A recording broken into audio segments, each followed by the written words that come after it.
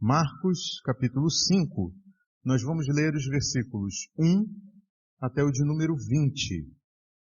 Marcos 5, de 1 a 20, nos conta o encontro de Jesus com um endemoniado na terra dos Gerazenos.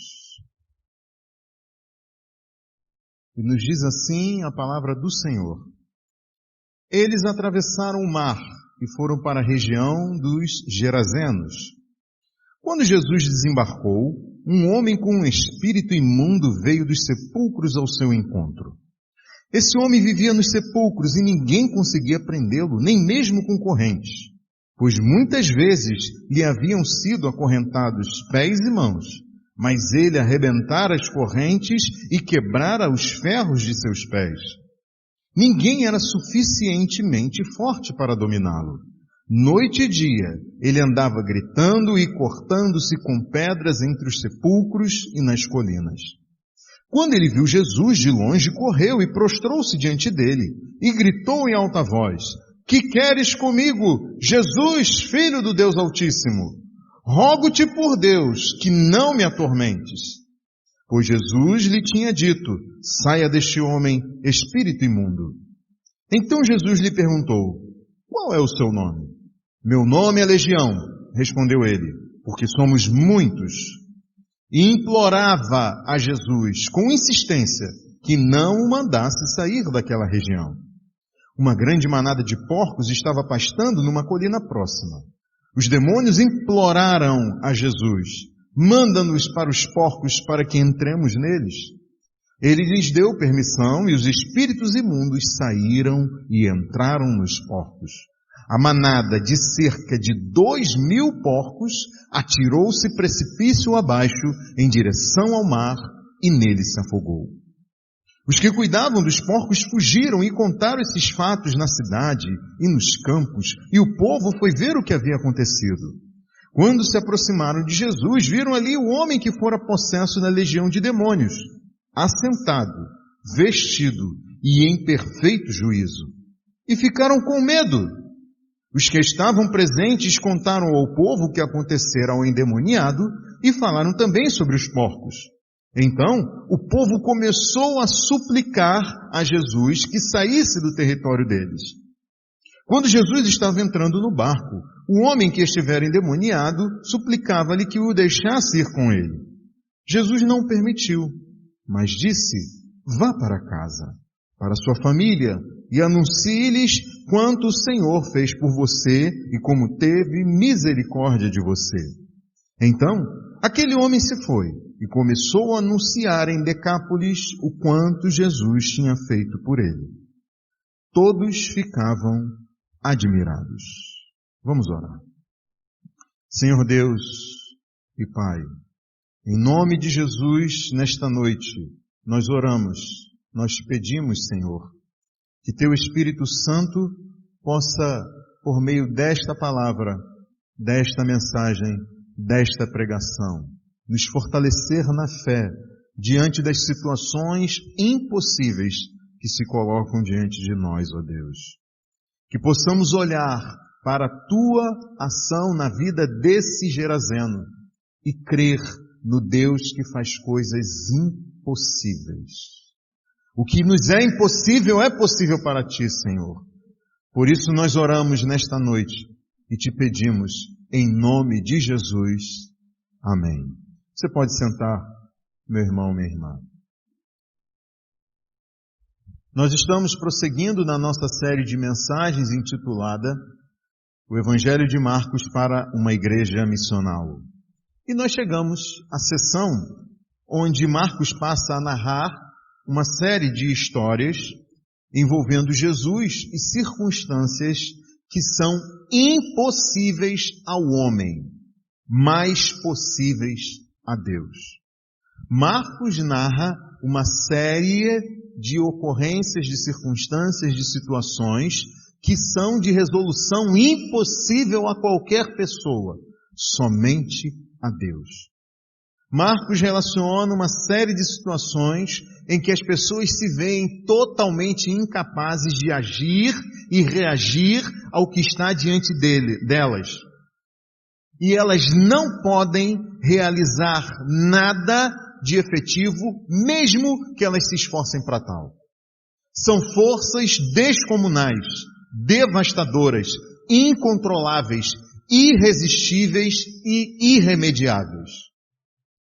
Como a mega tempestade enfrentada pelos discípulos a bordo de um barco no meio do mar da Galileia, quando Jesus determinou que eles deveriam realizar essa travessia à noite. E esse texto está no capítulo 4, versículos 35 até 41. Em cada uma dessas circunstâncias de impossível solução humana, é Jesus quem se revela como soberano e todo-poderoso. Vejam vocês que nesta travessia do mar da Galileia, Jesus dormia no barco enquanto a embarcação estava no olho de um furacão. Até que ele foi acordado pelos discípulos, se levantou e deu uma simples ordem. Veja comigo aí o versículo 39 do capítulo 4. Ele se levantou, repreendeu o vento e disse ao mar: aquiete-se, acalme-se. O vento se aquietou e fez-se completa bonança. Uma mega quietude sucedeu à ordem de Jesus. Um silêncio completo sobre um espelho d'água foi o que se viu depois desta repreensão de Jesus ao vento e ao mar. O furacão no mar da Galileia foi um desafio à fé dos discípulos, ao ponto que a pergunta feita a eles a bordo daquele barco, ela ecoa até hoje a nós nesta noite. Essa pergunta, ela se estende a mim e a você. Versículo 40. Então perguntou aos seus discípulos: por que vocês estão com tanto medo? Ainda não têm fé? Assim como os discípulos, é possível que você já tenha um tempo de caminhada na fé, já tenha ouvido sobre a ação de Deus na história e na vida de pessoas, e daí então a pergunta que você deve responder sinceramente diante daqueles impossíveis que enfrenta é: você realmente crê naquilo que diz crer sobre quem Jesus é e sobre aquilo que ele veio fazer neste mundo? Quando você estiver diante de uma situação que lhe é de impossível resolução, você deve perguntar a si mesmo, a si mesma: eu realmente creio naquilo que digo crer sobre quem Jesus é e sobre o que Jesus veio fazer neste mundo? Vejam que Jesus demonstra ter sob controle os eventos antes e depois dessa tempestade.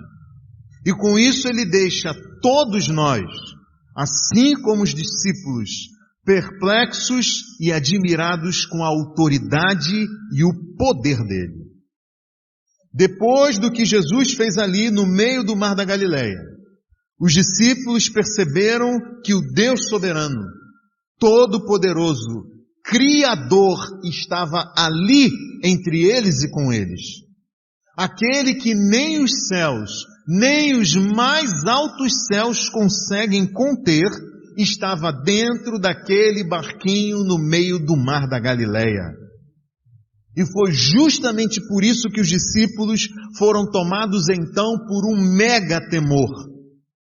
E daí nós podemos ler que depois da calmaria, versículo 41, eles estavam apavorados e perguntavam uns aos outros: quem é este que até o vento e o mar lhe obedecem? E a resposta a essa pergunta vai ser dada logo a seguir, depois que Jesus e seus discípulos, juntamente com as outras pessoas que os acompanharam em outros barcos na travessia do mar da Galileia, quando todos eles desembarcam em segurança, ainda à noite, no fim da madrugada, na região dos Gerazenos. A resposta à pergunta: quem é este que até o vento e o mar lhe obedecem? Quem é este? Quem é Jesus? Vai ser dada nas reações das pessoas ao que Jesus fará ali na terra dos Gerazenos. Nos versículos 1 a 13, nós vemos a reação da legião de demônios à presença de Jesus. Depois, nos versículos 14 a 17, nós vemos a reação dos Gerazenos, do povo, à presença de Jesus. E por fim, nos versículos 18 a 20, nós vemos a reação do discípulo à presença de Jesus. Então nós temos a reação da legião de demônios, a reação do povo, dos Gerazenos, e a reação do discípulo à presença de Jesus. E cada uma dessas reações nos mostrará e nos responderá a pergunta: quem é este? Quem é Jesus? E aí nós vamos perceber que a presença de Jesus manifesta a glória de Deus, provoca temor nas pessoas e o tormento das trevas. A grande ideia deste trecho envolve justamente isso.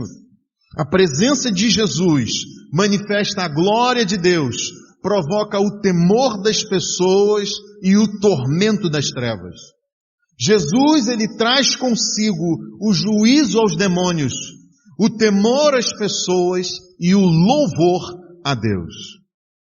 Daí então, meu irmão, minha irmã, que ao final dessa pregação você saia daqui tão admirado, tão maravilhado sobre como Jesus é poderoso para vencer aquilo que é impossível a nós.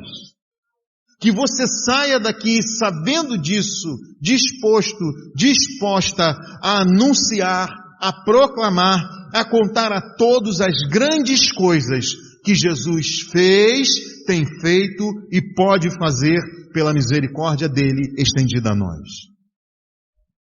Vamos então aos versículos 1 a 13, que nos mostra a reação da legião de demônios à presença de Jesus. Vejam vocês que a região dos Gerazenos era ocupada por não-judeus, aqueles a quem os judeus chamavam de gentios. Eram pessoas de hábitos repugnantes para os judeus. Por exemplo, eles eram criadores de porcos.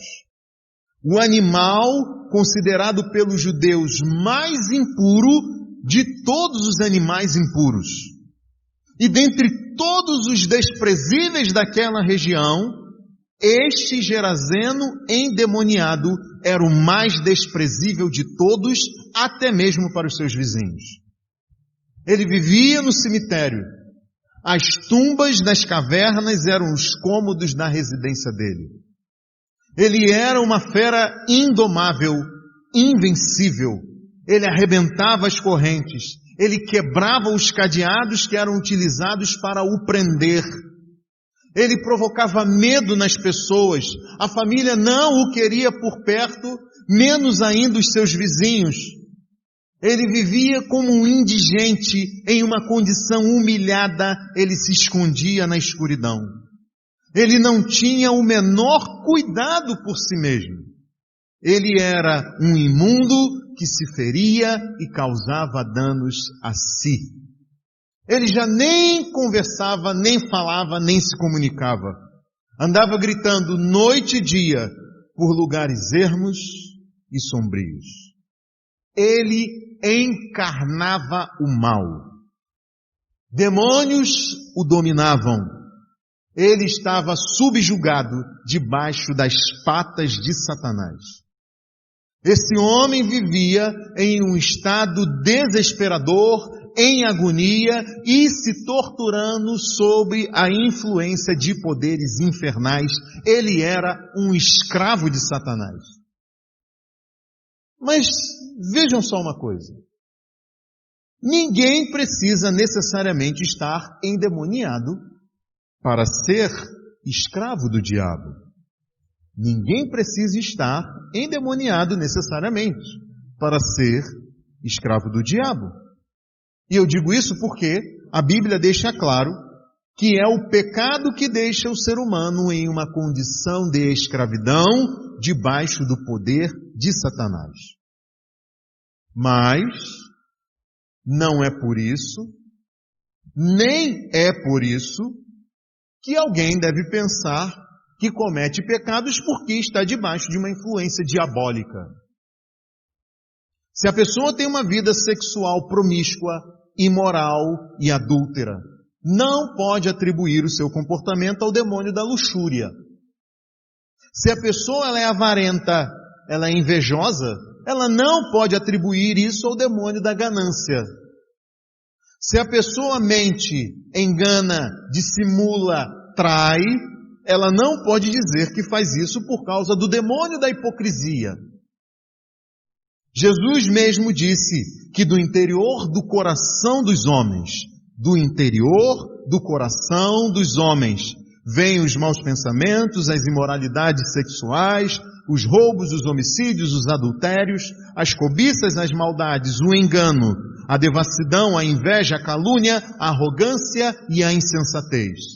Disse Jesus que todos esses males vêm de dentro e tornam o homem impuro. Apesar disso, o problema desse Gerazeno era de natureza espiritual. Era por isso que todo o esforço das pessoas para ajudar e até conter este homem era infrutífero. O problema dele era de natureza espiritual. Do mesmo jeito que o pecado é um problema da natureza humana caída espiritualmente. O pecado é um problema da natureza humana caída espiritualmente. O pecado é um problema enraizado no coração, um problema com o qual nenhuma técnica humana é capaz de lidar eficazmente. O pecado é um problema com o qual nenhuma técnica humana é capaz de lidar eficazmente. Os terapeutas, eles só podem sugerir medidas paliativas, como alguém que receita um analgésico para uma pessoa que está em estado terminal. Os estudiosos da sociologia e de outras ciências econômicas e sociais e de comportamento não podem resolver o problema da alma, o problema espiritual do ser humano. Há casamentos que não basta um pouco mais de diálogo para que as coisas se acertem. Há filhos que não basta um pouco mais de compreensão dos pais para que o relacionamento familiar seja menos conflituoso. Livros de autoajuda de nada valem para quem carece da ajuda do alto, para quem precisa de um transplante do seu coração, para quem precisa que o seu coração de pedra, frio e insensível para as coisas de Deus, seja trocado por um coração de carne, tenro e submisso à vontade de Deus. E só Deus pode fazer isso. Só o Espírito Santo pode agir de tal maneira na vida do pecador. Assim como Gerazeno, todos naturalmente precisam de libertação. De tal modo que se Cristo nos libertar, verdadeiramente seremos livres. A reação dessa legião de demônios diante da presença de Jesus é vista nos versículos 6 a 10. Vamos ler novamente. Quando ele viu Jesus de longe, correu e prostrou-se diante dele e gritou em alta voz: que queres comigo, Jesus, Filho do Deus vivo, do Deus Altíssimo? Rogo-te por Deus que não me atormentes. Pois Jesus lhe tinha dito: saia deste homem, espírito imundo. Então, Jesus lhe perguntou: qual é o seu nome? Meu nome é Legião. Respondeu ele: porque somos muitos. E implorava a Jesus com insistência que não o mandasse sair daquela região. Vejam, meus irmãos e minhas irmãs, que uma legião romana era constituída por 6.000 soldados. Daí então a identificação de que se tratava não de um, mas de muitos demônios, destacou a força maligna que estava diante de Jesus. Era uma força descomunal, devastadora, incontrolável, irresistível e irremediável para qualquer ser humano. Mas só a presença de Jesus naquele lugar bastou para que esse exército demoníaco se rendesse. E daí então, derrotado, rogasse, clamasse, implorasse aquele que tem autoridade sobre os céus e a terra e o debaixo da terra. E foi de onde menos se esperava que veio a resposta à pergunta feita pelos discípulos, lá no barco no meio do mar da Galileia. Quem é este que até o vento e o mar lhe obedecem? Vejam que os demônios identificaram a Jesus como o Filho do Deus Altíssimo. E esses demônios imploraram que Jesus os mandasse para uma manada de porcos.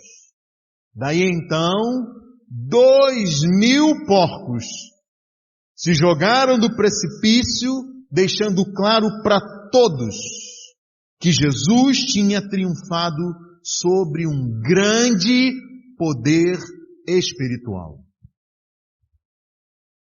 Mas por mais que esse episódio da manada de porcos endemoniada se atirando do precipício abaixo chame naturalmente a nossa atenção, desperte a nossa curiosidade, Marcos não se preocupa em se debruçar sobre isso, até porque nós não podemos perder de vista que o milagre não foi o que aconteceu aos porcos, e sim o que aconteceu ao Gerazeno. Daí então é por isso que eu não vou fazer qualquer comentário sobre o diálogo de Jesus com os demônios, nem a possibilidade de animais ficarem endemoniados, porque o meu objetivo aqui nesta noite é outro. A Bíblia diz que o Filho de Deus se manifestou para destruir as obras do diabo. E ao dizer isso, a Bíblia deixa claro que o pecado e tudo o que dele provém forma o que é chamado de as obras do diabo. Satanás é o grande instigador do pecado e da rebelião das pessoas contra Deus. E é por isso que todos os que ainda não foram salvos pela graça por meio da fé em Cristo, estão debaixo da influência satânica por trás do estilo de vida pecador neste mundo. Todo homem, toda mulher, todo jovem, adolescente, criança, idoso, idosa, que não teve o encontro salvador com Cristo, está debaixo de uma influência satânica por trás do estilo de vida que este mundo impõe sobre nós. Mas vejam vocês que o Gerazeno ele foi resgatado literalmente por Deus do império das trevas e transportado para o reino do seu Filho amado. Ilustrando de forma dramática que aqueles que são salvos pela graça são chamados por Deus das trevas para a sua maravilhosa luz.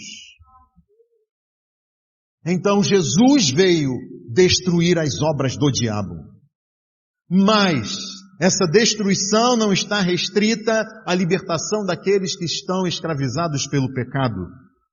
A Bíblia deixa claro que os dias de Satanás e dos demônios estão contados.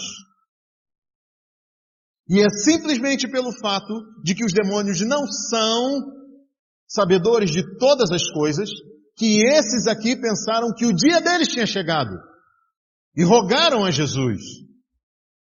Porque eles sabem que um dia o diabo será lançado no lago de fogo que arde com enxofre, junto com todo o seu séquito demoníaco. E lá eles serão atormentados dia e noite para todo sempre, é o que a palavra do Senhor nos garante. Só que, infelizmente, a Bíblia também não deixa dúvidas sobre a condenação daqueles cujos nomes não estarão registrados no livro da vida. Essas pessoas também serão lançadas no lago de fogo. São aqueles que negaram a salvação que lhes foi oferecida pela fé somente em Cristo. E sobre esses, a Bíblia afirma, os covardes, os incrédulos, os depravados, os assassinos, os que cometem imoralidade sexual, os que praticam feitiçaria, os idólatras e todos os mentirosos. O lugar deles será no lago de fogo que arde com enxofre. Esta é a segunda morte.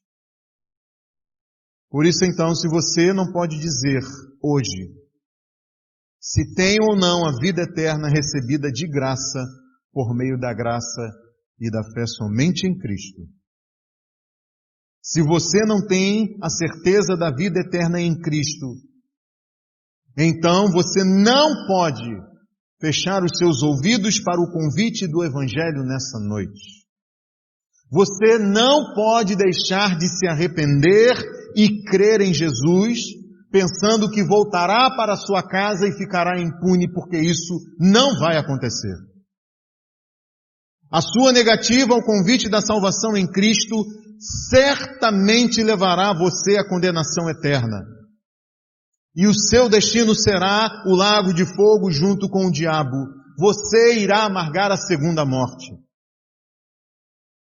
A manada de porcos endemoniada caindo precipício abaixo é uma ilustração dramática dos demônios e das pessoas que estarão à beira do lago de fogo.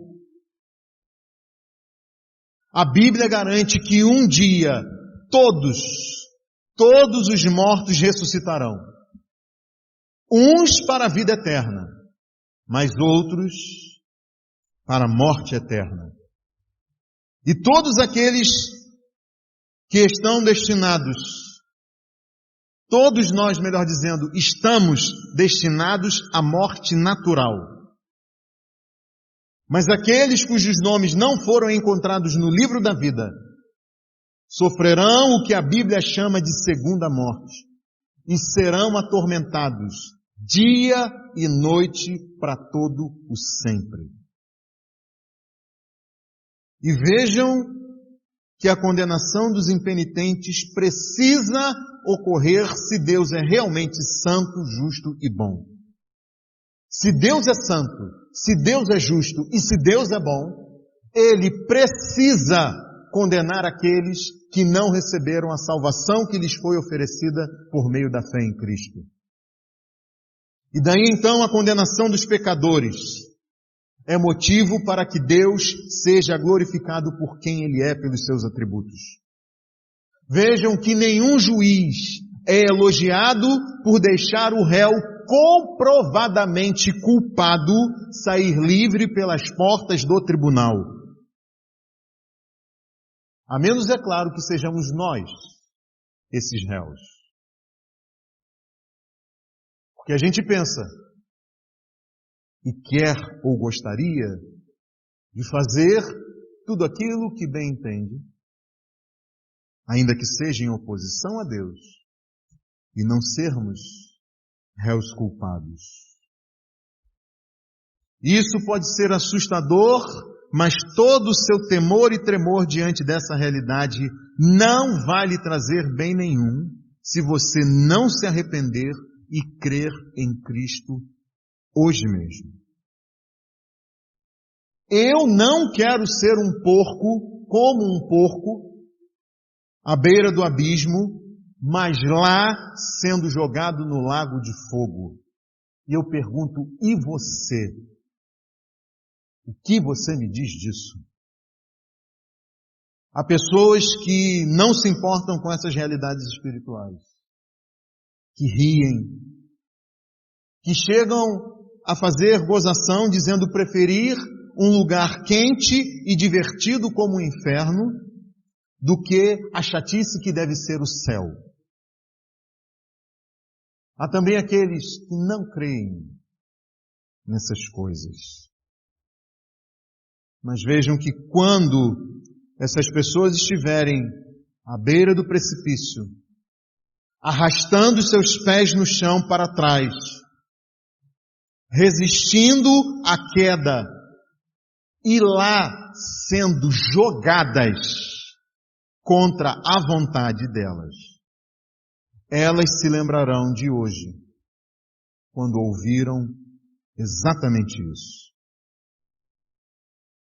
Mas ainda bem que a Bíblia descreve isso com todas as cores, para que você não tarde em se voltar para Deus em fé.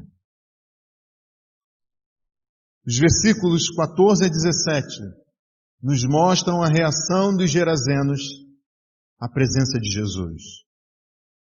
Vejam que diante do poder de Deus, uma de duas reações é esperada das pessoas. Ou, diante do poder de Deus, as pessoas têm um espanto maravilhado que as leva à fé, ao arrependimento e à confissão de pecados.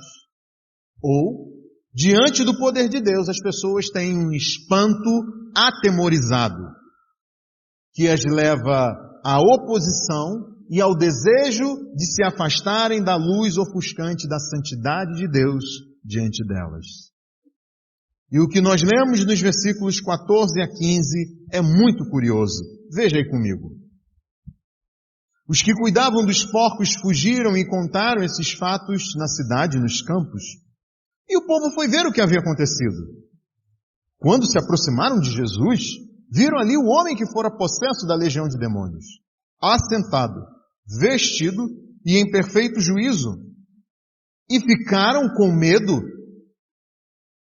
O povo que tinha medo do homem quando este estava endemoniado, continuou tendo medo depois de ver o homem assentado, vestido e em perfeito juízo? Como assim, gente?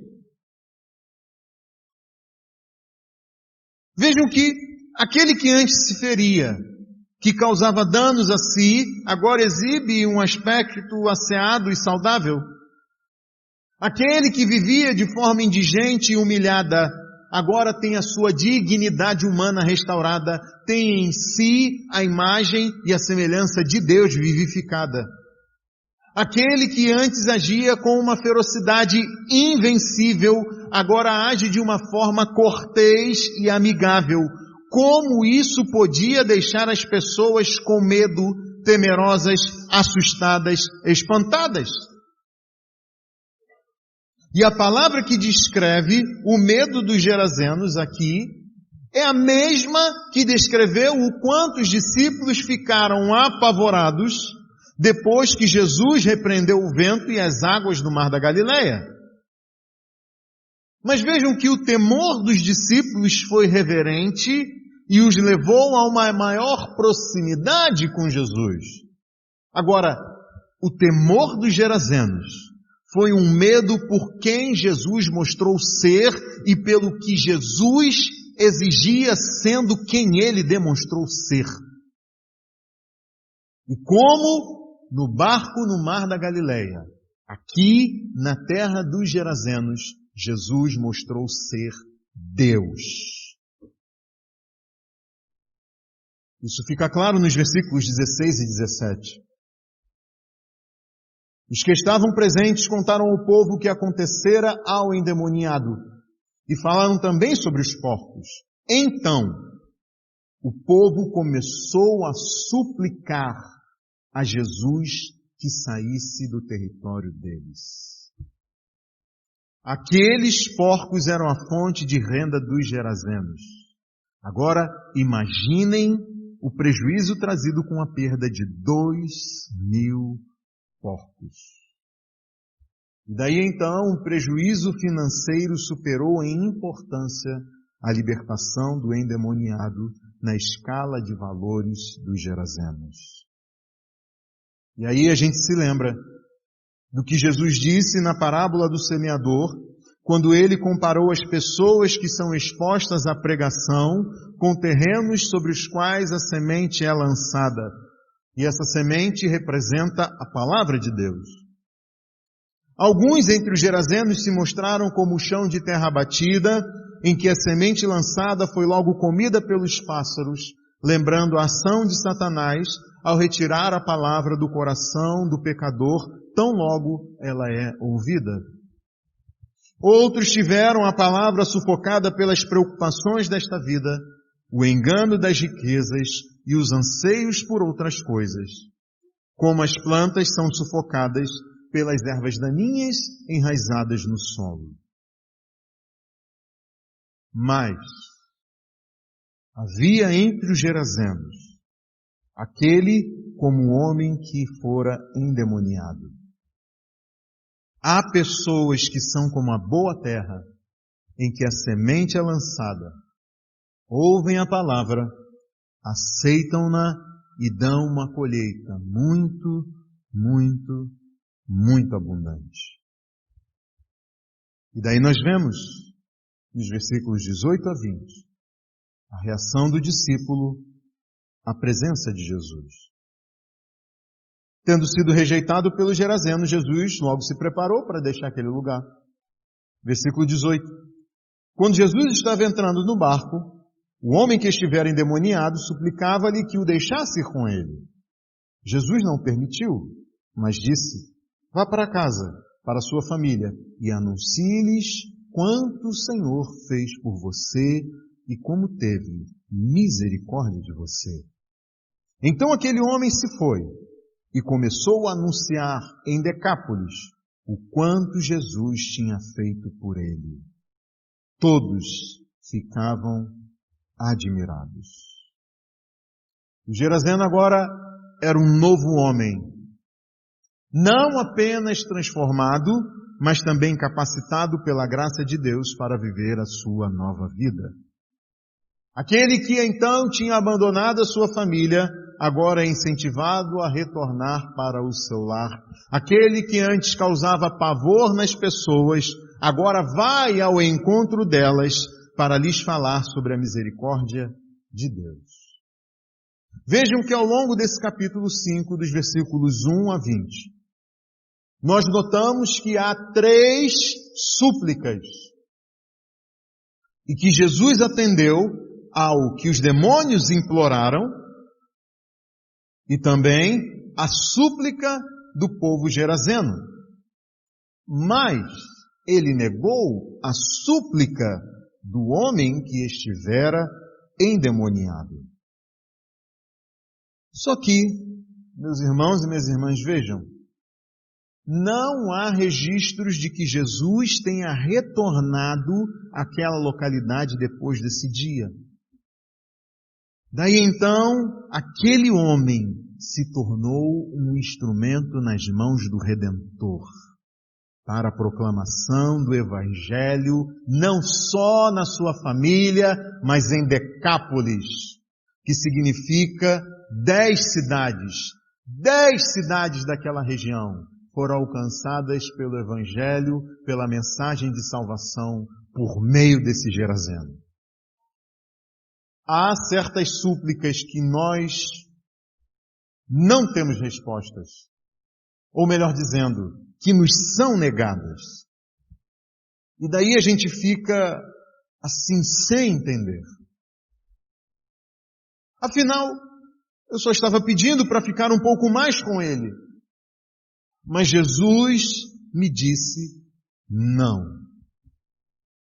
Vejam que dizendo assim, até parece que a negativa de Jesus ao Gerazeno foi uma maldade, ou algo motivado pela rejeição do nosso Senhor àquele homem.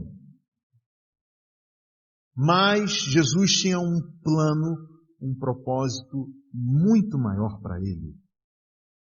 Aquele Gerazeno teve a honrosa missão de ser o embaixador do reino de Deus em terras estrangeiras. E assim como Gerazeno, nós também precisamos perceber para onde Jesus quer nos enviar em missão. Nós precisamos entender que devemos ir e fazer discípulos, em vez de ficar suplicando para ficar aqui entre os discípulos. A presença de Jesus manifesta a glória de Deus, provoca o temor das pessoas e o tormento das trevas. Meus irmãos e minhas irmãs, quem se arrepende dos seus pecados, os confessa e crê em Jesus Cristo para a salvação, experimenta aquilo que é chamado de a grande troca. Quando Jesus foi crucificado, ele ocupou o lugar que era de direito de pecadores. Ele morreu no lugar desses pecadores, a fim de ressuscitar e então proporcionar a quem nele crê os benefícios da vida justa e sem pecados que ele, Jesus, viveu. Então Jesus e o cristão fazem uma troca. Jesus assume o lugar do crente na cruz e morre pelos pecados daquele que nele crê. E enquanto isso, esse crente recebe toda a justiça de Jesus imputada a ele, a ela. Jesus assume sobre si a condenação e a morte pelo que não fez, e sim o pecador. Já o pecador recebe a justiça de Jesus, pela qual esse pecador nada fez para ser merecedor.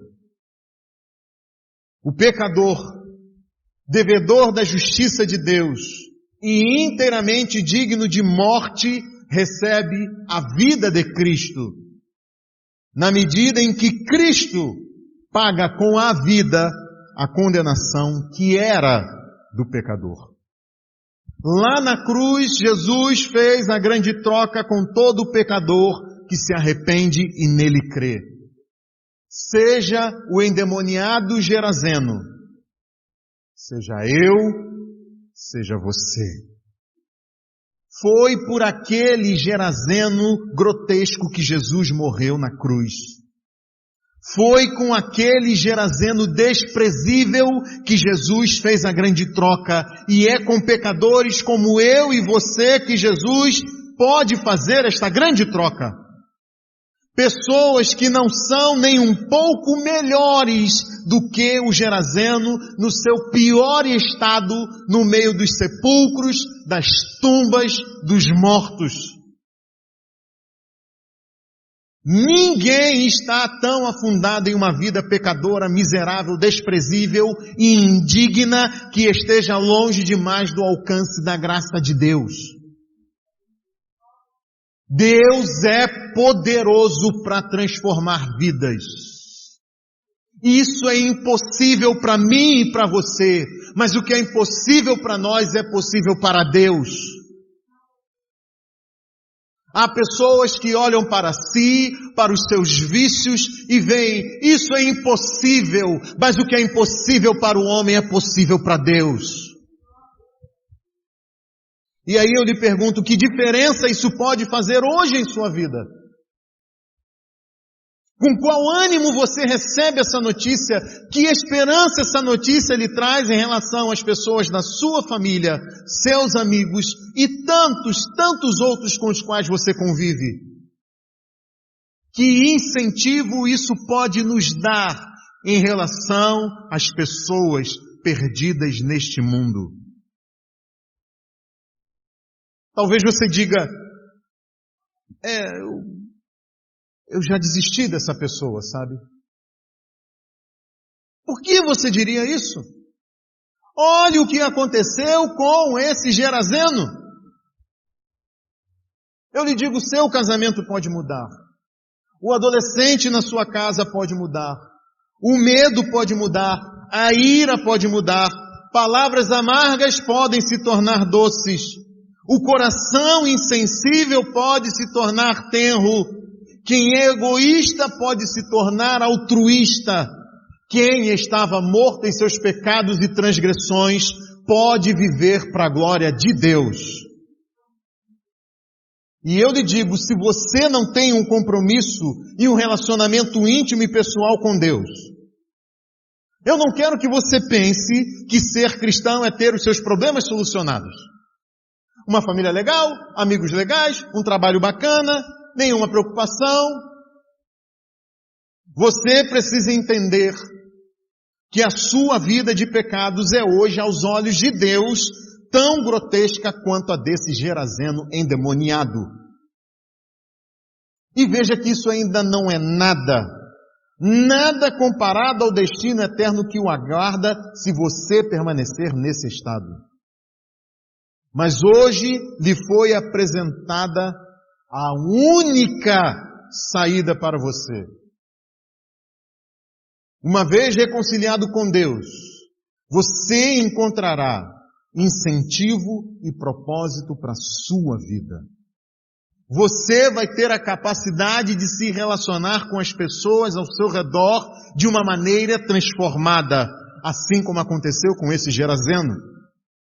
E é por isso que eu lhe convido a confessar os seus pecados, a arrepender-se, a crer em Cristo e receber o presente da vida eterna. E eu imagino a admiração de todos quando verem você e ouvirem o quanto o Senhor fez por você. Como Ele teve misericórdia de você. Eu imagino a admiração de todos quando souberem o quanto Jesus fez por você. E daí a sua vida e o seu testemunho mostrarão que a presença de Jesus manifesta a glória de Deus. Provoca o temor das pessoas e o tormento das trevas.